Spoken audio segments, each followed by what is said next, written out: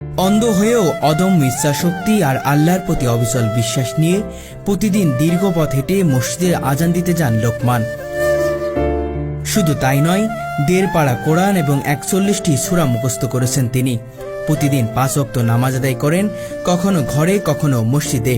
জি, আমি ৫ ওয়াক্ত নামাজ পড়ি, সময় যদি না পাই যেখানে যাই সেখানেই পড়ি। প্রায় ১ কিলোমিটার পথ অতিক্রম করে এসে ওযু করেন, আজান দেন, নামাজ পড়েন।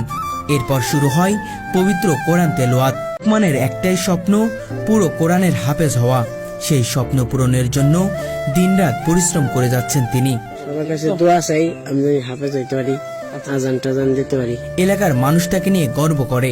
কেউ বুঝবোই না ভাই, ও যে দৃষ্টি প্রতিবন্ধী, ঠিক আছে, ও যে চোখে দেখে না, এটা কেউ বুঝতেই পারবে না। ও বাড়িতে কাজ করতে পারে, সবই করতে পারে, ঘরে তালা দেয়, খেলাধুলা করে, ঠিক আছে, এবং আজান দিতে পারে, নামাজ পড়তে পারে, সবই করতে পারে। মাঝে মাঝে সাইকেল চালাইতাম, আগে পরে গাছে দুঃখ ভাই দেখে হেঁটে চালান বাদ দিছি। পরে এমনি ব্যাগ পোলানের সাথে সাধারণ ভাবে খেলাধুলা করতে পারি।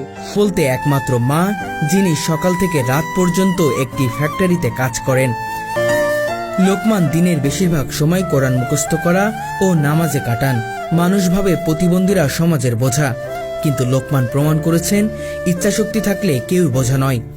তা কোনো অভিশাপ নয়, বরং সংকল্প, সাহস আর ভালোবাসা থাকলে অন্ধত্ব হার মানে জীবনের আলোর কাছে।